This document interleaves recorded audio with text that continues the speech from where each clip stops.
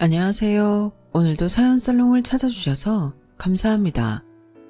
저는 50대 초반의 여성이에요. 오래 산 인생은 아니지만 돌아보니 생각보다 참 많은 일을 겪었더라고요. 저희 집은 제가 기억이 있을 때부터 풍족하지는 못했어요. 아빠뿐 아니라 엄마도 항상 일을 하셨고요. 그래서 학교 들어가기 전에는 집에 혼자 있을 때가 많았지만 초등학교에 입학하고부터는 반 아이들과 친해지면서 외롭다고 느낀 적도 없고 늘 재미있게 지냈어요. 가정 형편상 여유가 있는 건 아니었지만 나름대로 잘 적응하고 공부도 그럭저럭 꽤 했어요.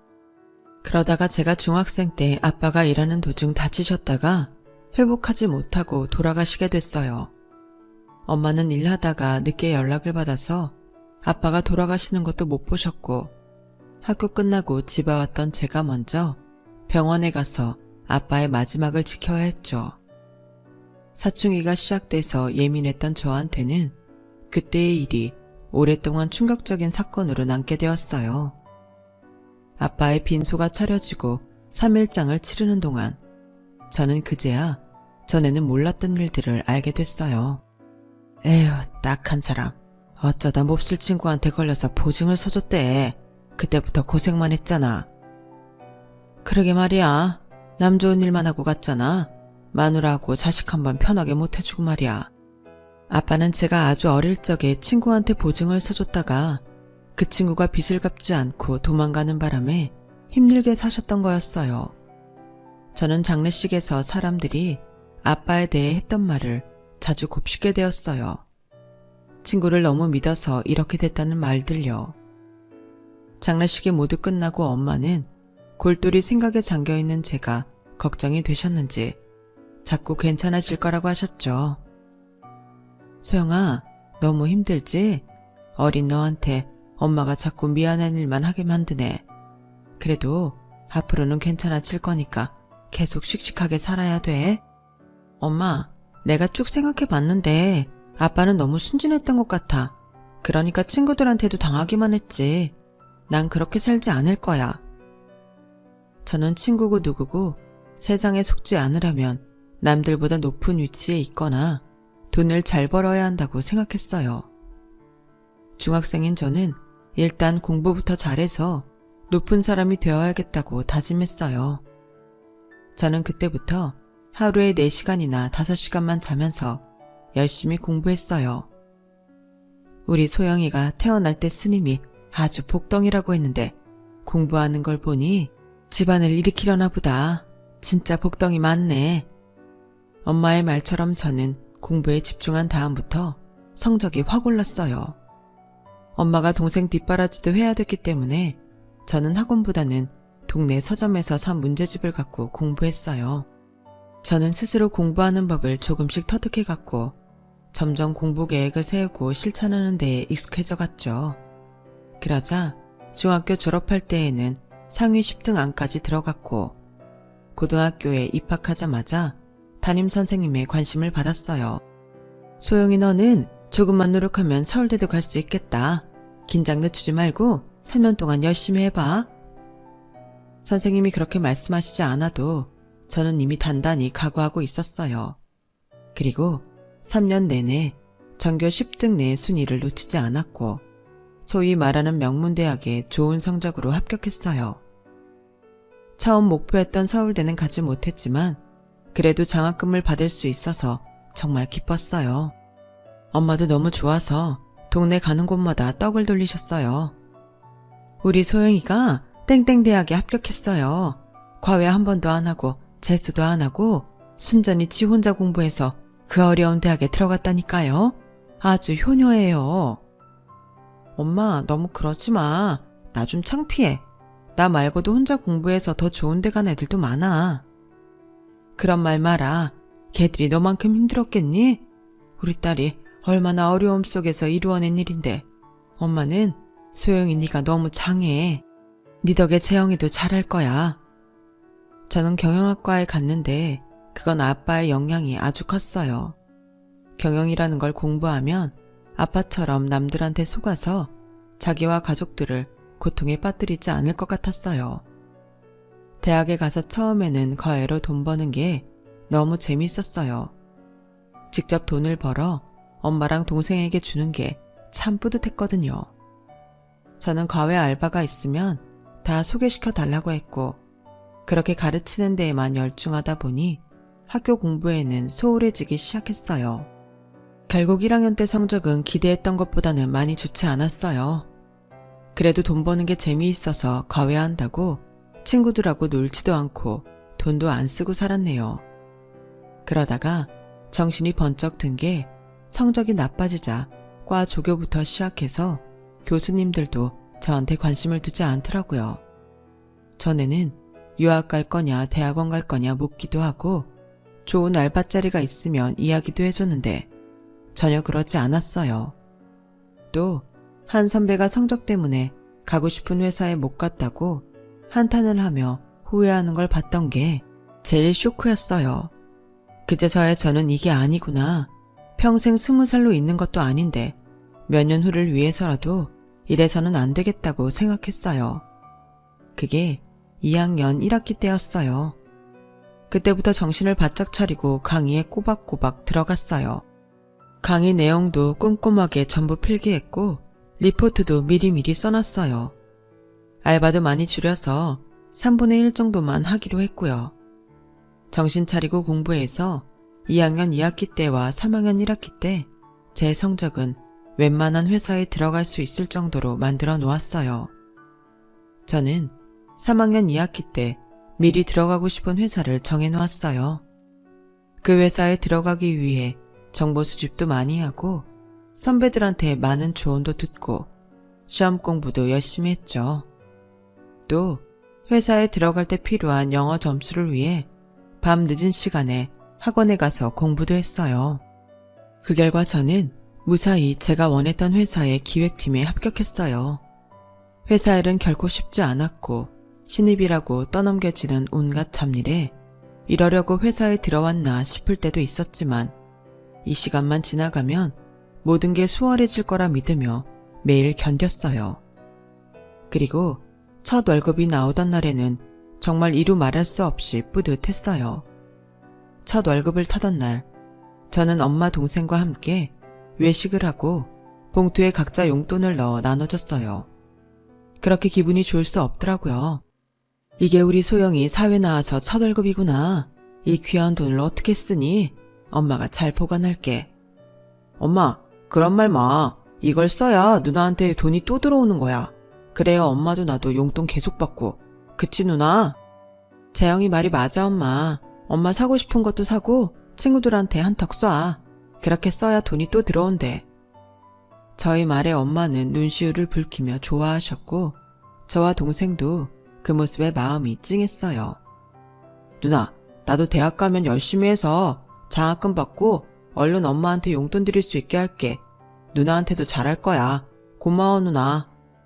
라며 동생이 따로 저를 불러 조용히 말하는데 어린데도 깊은 속이 느껴져서 괜히 든든하더라고요. 그런 가족이 저에게는 큰 버팀목이 됐어요.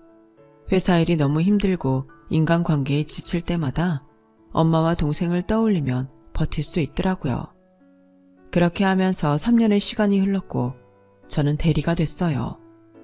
회사는 완전히 익숙해졌고 매일 터지는 일들도 그저 그런 일상이 되니 점점 지루하게 느껴졌어요. 매일 회사 집만 왔다 갔다 하고 어쩌다 한 번씩 친구들 만나는 게 제 생활의 전부였으니까요.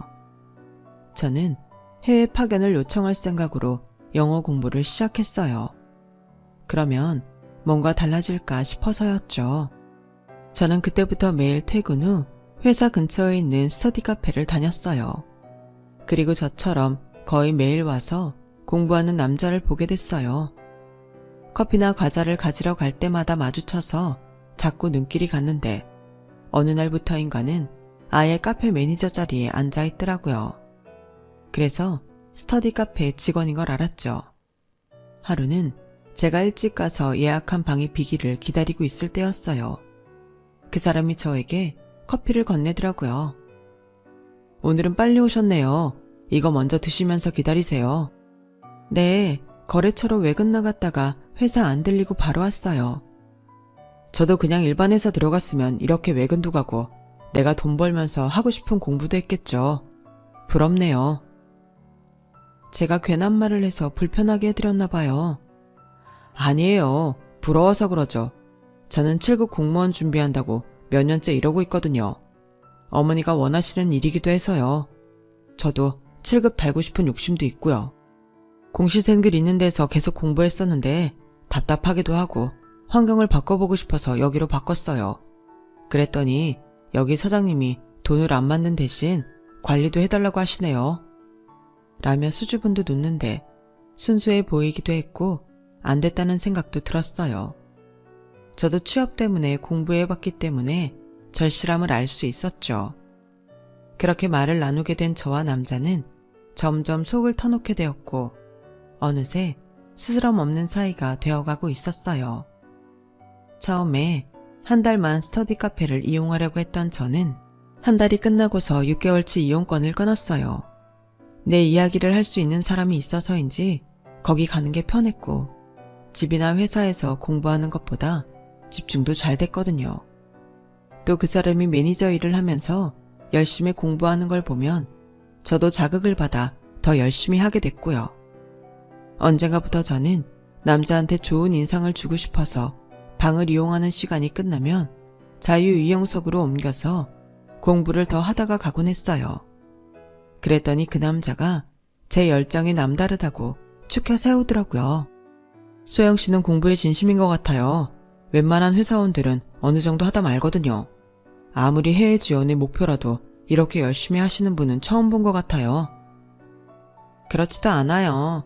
집이나 회사에서는 공부가 잘 안 돼서 여기서라도 열심히 하자 그러는 거예요. 집에서는 거의 놀기만 하고 아무것도 안 해요. 집에서야 당연히 쉬죠. 이렇게 나오기가 어디 쉬워요? 회사 끝나고 이렇게 공부만 하면 남친이 서운하겠어요.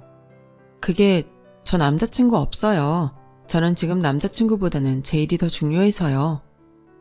이거 제가 괜한 말을 했네요. 정말 실례했습니다. 그런 얘기를 쉽게 하는 게 아닌데 정식으로 사과드릴게요. 아니에요. 그럴 수도 있죠. 사과할 일 아니니까 신경 쓰지 마세요. 저는 별스럽지 않게 넘기고 집으로 돌아왔어요. 그리고 주말을 보내고 월요일에 카페에 갔는데 남자가 대뜸 저한테 만나보자는 말을 하더라고요.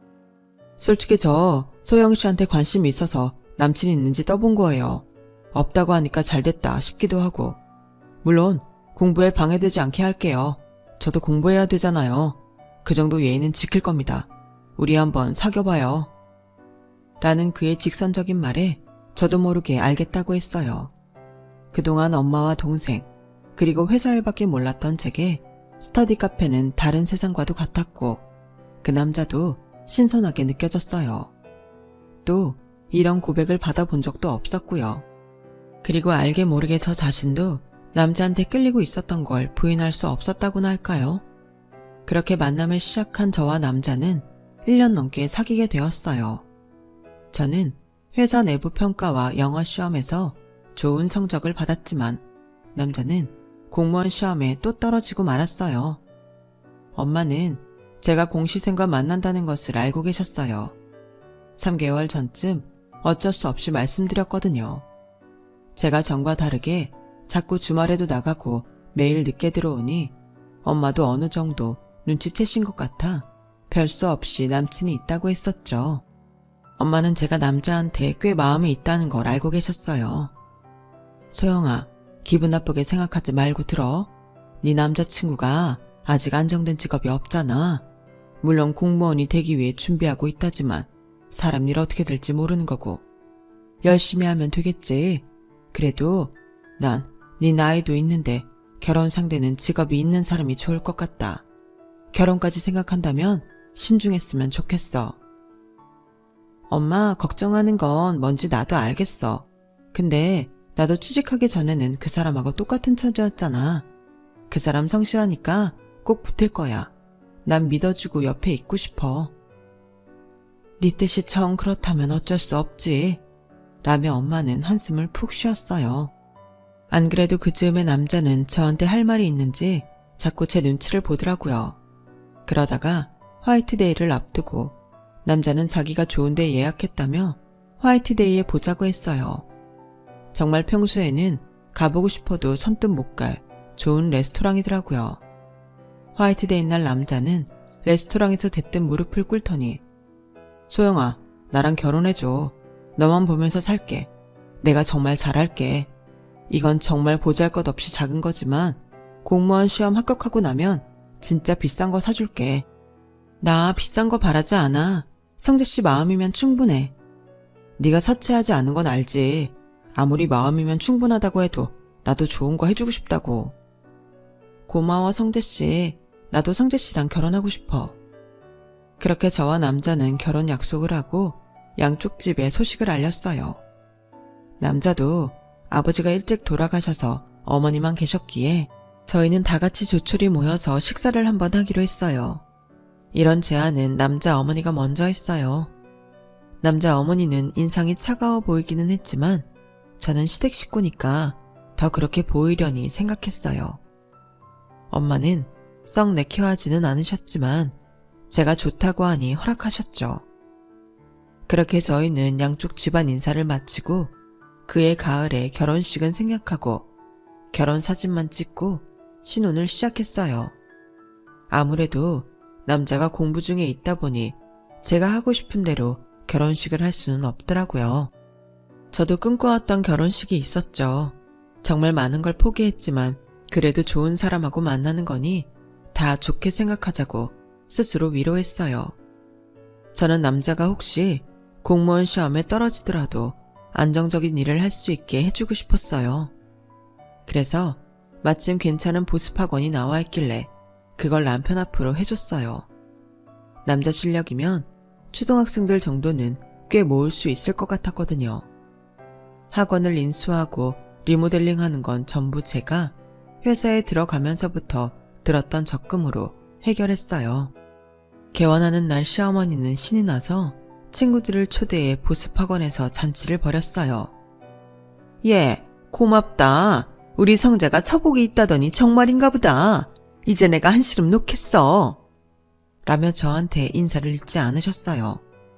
남편도 마음이 놓였는지 전보다 훨씬 편해 보였고 스터디 카페에 가지 않아도 된다고 좋아했어요.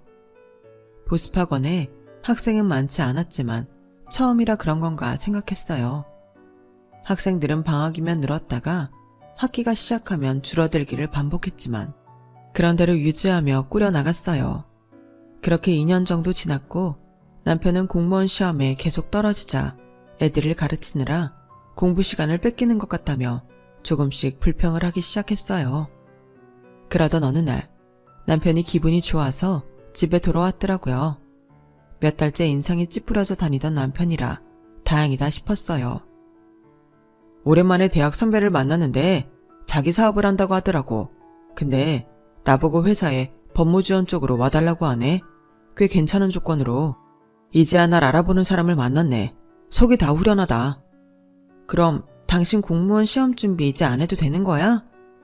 소영아, 공무원 시험 준비했다고 꼭 그게 돼야만 하는 건 아니잖아.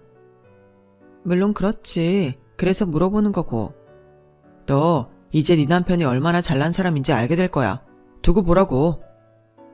그래. 공무원 시험 자꾸 1점, 2점 차로 떨어지는 거 보면 그 길이 아닐 수도 있어. 어쨌든 잘 됐다. 힘내. 라고 응원하며 남편 출근 전에 몸보신하라고 비싼 장어에 전복에 챙겨서 음식도 해주고 건강식품하고 영양제도 잔뜩 사다 줬어요. 그리고 출근하면 학원은 못할 것 같다고 해서 학원도 부동산에 내놓고 그 전까지 남편이 쓸 용돈도 제가 다 챙겨줬죠. 그리고 출근하기로 한 날 이틀 전이 되었어요. 남편은 그날 저보다도 늦게 집에 들어왔는데 표정이 영 좋지 않더라고요. 나 그 회사 안 가기로 했어. 아주 웃겨. 나 같은 고급 인력을 아주 푼돈으로 부려먹으려고 들어. 선배라고 좋게 봤더니 사기꾼이야 완전. 그 선배가 제시한 조건이 그렇게 안 좋았어? 그럼 월급을 좀 올려달라고 해보지 그랬어. 아니면 조건을 개선해서 계약하자고 하든지. 야, 넌 내가 그런 것도 안 해봤을 것 같냐? 너만 잘났어, 너만? 하며 집이 떠나가라 고래의 고래 소리를 지르며 화를 내는 거였어요.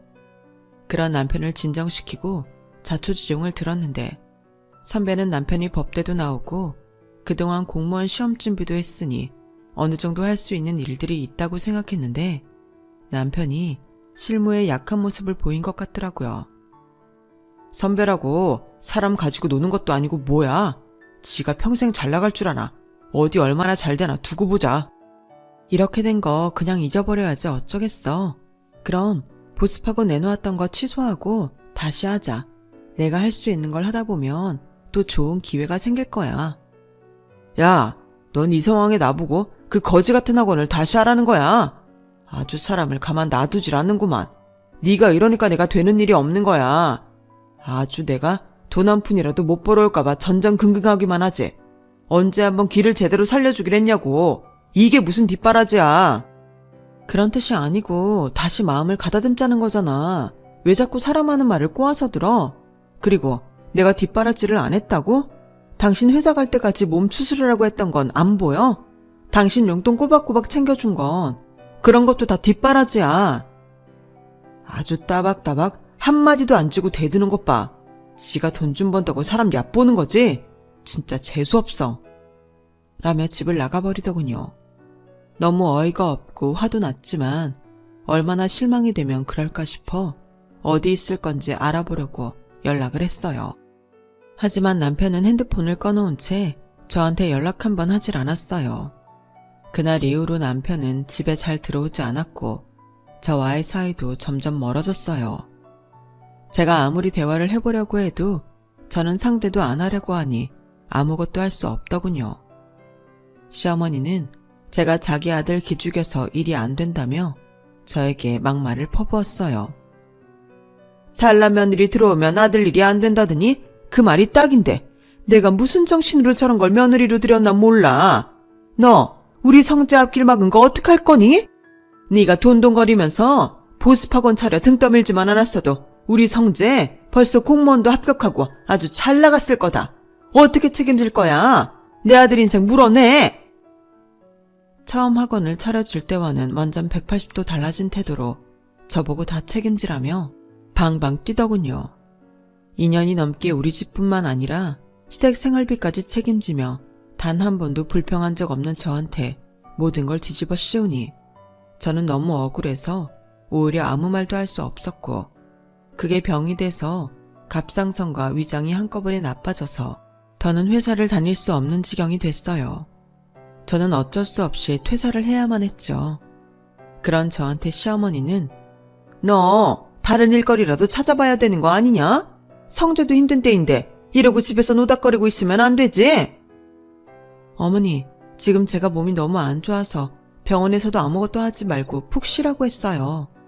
몸이 아프지만 않았어도 회사 계속 다녔을 거예요. 아니, 그러면 휴직을 하든가 그러지. 어떻게 멀쩡히 다니던 회사를 그렇게 그만둬버리면 무슨 애가 그렇게 대책이 없니? 대책이 없는 게 아니라요. 더는 다닐 수가 없었던 거예요. 어머니는 어떻게 제 입장은 한 번도 생각을 안 하세요? 됐다. 징징거릴 거면 그만둬라. 난 그래도 생각해서 이렇게 국도 끓여왔더만 별소리를 다 듣는구나. 라며 제 속만 뒤집어 놓고 작은 국그릇을 놓고 가더군요. 그래도 제가 결혼하고 시어머니한테 처음 받아보는 음식이라 아프다니까 마음은 쓰이나 보다 라고 생각했어요. 그런데 며칠 후 동생한테 전화가 왔는데 목소리가 심각했어요. 그런데 며칠 후에 동생한테서 연락이 왔어요. 누나, 나 지금 호텔에서 매형하고 사돈어른 본 것 같은데 어떻게 된 거야? 다른 여자랑 같이 있는데? 동생은 특급 호텔 매니저로 일하고 있는데 거기서 남편과 시어머니를 봤다는 거였어요. 설마 그럴 리가. 네가 잘못 본 거 아니야? 아니야. 우리 레스토랑에 들어가는 거 보고 내가 확인했는데 그 레스토랑 개인실 예약한 거 맞더라고. 그런데 다른 여자랑 그 여자 부모 같은 사람들도 있었어. 저는 너무 놀라서 바로 그 호텔로 달려가 다짜고짜 개인실에 들어갔어요. 저를 본 남편과 시어머니는 놀라서 얼른 저를 밀어내더군요. 이게 다 뭐야? 저 사람들은 다 뭐고? 이렇게 무작정 소란을 피우면 어떡해? 이따 집에 가서 다 설명할 테니까 얼른 좀 가라. 라며 저를 내쫓았어요. 그날 밤 남편은 시어머니와 함께 집에 왔어요. 우리 혼인신고 안 했잖아. 소영이 너도 이런 날 생각하고 혼인신고 안 한 거 찬성했다고 생각해. 그러니까 이쯤에서 그만하자. 그래, 우리 성재 진짜 인연이 이제 나타난 것 같다. 너도 네 살 길 찾아서 가면 좋지 않니? 너 우리 성재랑 결혼했다는 증거 어디에도 없는 거 알지? 그러니 괜한 분란 만들 생각하지 마라. 그럼 우리는 너 경찰에 신고할 거니까 알아서 해. 그제야 저는 남편이 차일피일 혼인신고를 미뤘던 게 떠올랐어요. 그래놓고 그대로 혼인신고를 안 했던 거였고요. 저는 집에 있던 결혼 사진이나 신혼여행 사진이 싹 없어진 걸 깨달았어요. 제가 아파서 병원에 왔다 갔다 할 때 남편과 시어머니가 치워버린 거였죠. 저는 완전히 뒤통수를 맞은 충격에 몸이 더 안 좋아져서 아무 저항도 해보지 못하고 친정으로 돌아왔어요. 학원도 제가 모르는 사이에 남편이 다른 사람한테 넘겼고요. 남편 이름으로 학원 계약을 했던 걸 얼마나 후회했는지 몰라요. 저는 한동안 자리에 누워서 일어날 수 없었어요. 몸도 마음도 너무 아프고 힘들었고 밤에는 잠이 오지 않을 정도로 배신감과 억울함에 몸부림쳤어요. 엄마와 동생 성화에 병원은 어쩔 수 없이 다녔지만 정말 살고 싶은 생각이 요만큼도 없었어요. 그렇게 몇 달 지났는데 동생이 자기 호텔에서 일해보지 않겠냐고 했어요. 지금 기획팀에서 경영사원 뽑는데 누나라면 충분히 할 수 있을 것 같아. 누나 회사에서도 인정받았었잖아. 누나 지금 건강 상태는 괜찮은 것 같아. 문제는 마음이지. 일 때문에 바쁘면 나쁜 일도 잊어버리고 점차 나아질 거야. 동생이 저를 생각해 주는 게 고마워 알겠다고 했어요. 저는 동생 말대로 호텔에 이력서를 넣었고 다행히 면접을 보러 가게 됐어요. 저는 떨어지게 되든 제가 할 수 있는 걸 모두 보여주자고 생각했어요. 나중에 제가 동생 가족이란 걸 알게 돼도 그게 좋을 것 같았거든요. 자신감을 가지고 면접을 봤던 게 잘 됐는지 저는 합격했고 그 다음 주부터 출근하게 됐어요. 제가 맡은 일은 호텔 내에 새로 연 레스토랑 기획이었어요. 저는 원가 절감을 위한 여러 방안과 젊은 사람들 감각에 맞는 포스터와 메뉴판을 기획했어요. 제 기획이 유행과 잘 맞았는지 호텔 레스토랑은 가격이 비싼데도 불구하고 많은 사람들이 찾기 시작했어요. 일부러 가정식 컨셉으로 한 게 오히려 반응이 좋았고 그 일로 저는 보너스도 두둑하게 받았죠. 저는 그 보너스를 전부 동생에게 줬어요. 이거 그냥 주는 거 아니야. 너 주식이나 부동산 투자 잘하잖아. 그런데 투자하고 이익이 생기면 나도 좀 나눠달라고. 알았어. 내가 꼭 이익 내서 누나한테도 나눠줄게. 동생은 저한테 약속한 대로 주식에서 많은 이익을 남겼고 제가 줬던 돈을 고스란히 돌려줬어요. 저는 남편과 그렇게 헤어지고 4년 반 만에 모든 걸 제자리로 돌려놓게 됐어요. 물론 지나간 세월과 제 마음의 상처는 완전히 치료할 수 없었지만 물질적인 면에서나마 안정을 찾을 수 있어 다행이었죠. 누나, 요즘 땡땡 지역이 괜찮다고 하더라. 그쪽 식당 낀 건물 같은 거 사두면 아마 꽤 돈이 될 거야. 저는 동생 말을 듣고 여기저기 발품을 팔며 건물을 보러 다녔어요. 마침 적당한 건물을 보게 돼서 동생과 함께 쉬는 날 부동산에 가보기로 했죠. 중개사는 주인에게 연락을 한 후에 저희에게 건물을 보여줬어요.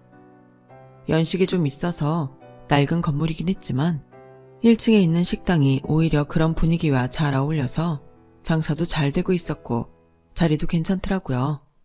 중개사는 큰 건을 계약하게 됐다며 좋아하면서 식사를 대접하겠다며 저와 동생을 끌고 식당으로 갔어요. 바로 저희가 계약한 그 건물의 식당이었어요. 막 식당으로 들어가려고 하는데 건물 입구에서 나오던 아주머니가 제 어깨를 팍 치더군요. 그 바람에 아주머니가 나르고 있던 음식 국물이 튀어서 옷이 엉망이 돼버렸어요. 아니 아줌마 이게 뭐예요? 우리 고객님인데 이런 피해를 주면 어떡해? 괜찮으세요? 네, 괜찮아요. 어쩔 수 없죠. 물수건 있으면 주세요. 아줌마, 좀 조심하고 다니세요. 저번에 우리 사무실에서도 이랬죠? 추어탕집 새로 온 아줌마 맞죠? 난 이 아줌마가 이러고 사과하는 걸 한 번도 본 적이 없어.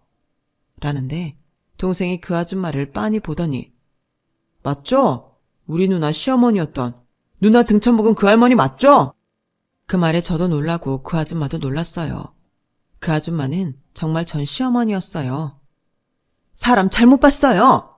시어머니는 앙칼지게 말하고는 그릇을 갖고 식당으로 가버렸어요. 저 아줌마 하도 일할 데 없다고 사정해서 추어탕집에서 어쩔 수 없이 채용했는데 아주 맨날 제멋대로 해. 손님들한테도 불친절해서 진상이래요. 오늘 내일 잘릴 것 같은데 저 나이에 왜 저러나 몰라. 라며 중개사는 혀를 차더군요. 저와 동생은 얼떨떨한 채로 중개사가 사주는 밥을 먹고 나왔어요. 그리고 중개사와 계약할 날짜를 잡고 돌아가려는데 뒤에서 누가 제 팔을 꽉 잡는 거였어요. 소영아, 아까는 내가 정신이 없어서 몰라봤는데 정말 소영이구나. 세상에 이렇게 만나다니 죽으라는 법은 없나 보다. 우리 이렇게 다시 만난 거 보니 인연이야. 무슨 소리를 하시는 거예요? 저한테 뭐 볼 일 있으세요? 라며 차갑게 팔을 뿌리쳤더니 시어머니는 당황하더군요. 우리도 네 생각 많이 했다. 네가 어디 있나 찾아도 봤는데 어디 있는지 도통 알 수가 있어야지. 그런데 이렇게 딱 다시 만났잖아. 실은 우리가 돈이 좀 필요해. 너 해줄 수 있지? 너 성재 좋아했잖아. 성재 편히 있으라고 학원도 차려줄 만큼. 그게 벌써 언제적인데 그러세요? 그리고 아줌마, 저 그쪽하고 아무 사이도 아니니까 반말은 좀 삼가주시죠. 그러지 말고 내 말 좀 잘 들어봐. 너도 우리 성재 다시 만나고 싶었잖아. 아니요, 전혀요. 내가 왜 그딴 남자를 다시 만나고 싶어 합니까? 아, 다시 만나고 싶긴 했죠. 만나면 사람이라도 사서 실컷 두들겨 패주게요. 아줌마도 마찬가지예요. 이리저리 이용해 먹고 아프고 일 못한다고 바로 돌아서서 사람을 쓰레기 취급해 놓은 인간들인데 내가 이렇게 마주보고 이야기하는 것만으로도 다행인 줄 알아요. 제가 큰 소리를 내자 시어머니가 일하는 식당 주인부터 주변 가게에서 다 사람들이 내다봤어요. 길에 지나가던 사람들도 우리를 쳐다보니 시어머니는 사람들 눈치를 보며 그 자리에서 도망쳤어요. 그런데 다음날 전 남편이 호텔로 저를 찾아왔어요. 행색이 영 초라한 게 아주 볼품 없어졌더라고요. 어떻게 여기서 소영이 네가 일을 하냐? 진짜 운명 참 묘하다. 소영아, 내가 진짜 실망시키지 않고 꼭 갚을게. 한 번만 나 믿고 돈 좀 빌려줘. 내가 그쪽 뭘 믿고 돈을 빌려줘요? 그리고 당신네는 예의는 어디 밥 말아먹었어요? 어디서 다짜고짜 찾아와서 반말에 돈까지 빌려달래요? 남편은 제 앞에 무릎을 꿇으며 소영아, 아니 소영씨, 저 한 번만 살려주세요. 정이라는 게 있잖아요. 제발 돈 좀 빌려주세요. 나도 웬만하면 어려운 사람 도와주지. 그런데 너는 그럴 가치가 없어. 지 조광지처 빨대 꽂고 빨아먹은 다음에 혼인신고도 안 해놓고 싹 들고 튀었잖아. 내가 그때는 아파서 아무것도 못했는데 지금은 너 일했던 스터디 카페 사장도 찾아낼 수 있어. 그 사람은 그쪽이랑 나 그 거지 같은 과거 다 알고 있거든. 당장 찾아가서 그 사람 증언시킬까? 너 결혼 사기꾼이라고? 지금 안 나가면 바로 신고할 거야. 남편은 별수 없이 그 자리에서 도망치고 말았어요. 남편은 레스토랑에서 같이 있던 여자와 결혼했다고 해요. 여자 백으로 경력도 없으면서 어느 중소기업의 팀장으로 취직까지 했는데 일을 너무 못해서 바로 잘렸고 여자도 1년도 안 돼서 같이 못 산다고 남편 몰래 통장을 다 털어먹고 잠적해버렸다고 하네요. 남편은 그 뒤로 주식으로 돈을 벌어보려고 했다가 쫄딱 망해서 집까지 팔아서 돈을 갚았다고 해요. 그 뒤로 시어머니는 여기저기 옮겨다니며 노동일을 한다고 했어요. 사정은 안 됐지만 다 자업자득인 것 같더군요. 저는 4년 반 만에 남편이 그렇게 된 걸 보니 천벌이라는 게 정말 있다는 생각까지 들었어요. 남편과 시어머니는 그 후로 저희를 찾지 않았어요. 나중에 시골 어디로 내려갔다고 하는데 지금은 어떻게 사는지 모르겠네요. 저와 동생은 결혼도 하고 각자 행복하게 살고 있어요. 제 이야기는 여기까지예요. 오늘 제 사연 들어주신 분들 다들 앞으로 좋은 일만 많이 있고 매일 행복하시길 바래요.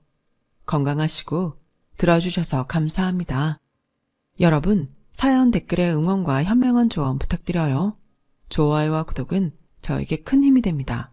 오늘도 좋은 일 가득하세요.